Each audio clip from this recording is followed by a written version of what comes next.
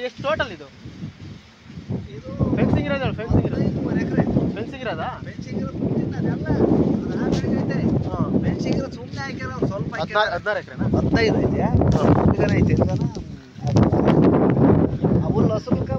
ಅಲ್ಗಾನ neat ಅಲ್ಗಾನ total 15 ಎಕರೆ 15 ಖರಾಬ್ 3 ಬರುತ್ತೆ 16 ಖರಾಬ್ 3 13 ಎಕರೆ ಇದು ಬರುತ್ತೆ 13ಕ್ಕೆ ರಿಜಿಸ್ಟ್ರೇಷನ್ ಬೀಗ ಹಾಕ್ಯಾರಲ್ವಾ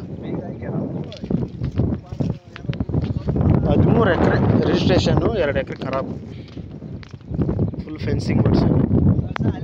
ಒಂದು ಬೋರ್ವೆಲ್ ಇದೆ ಟಿ ಸಿ ಇದೆ ಹೊಸದು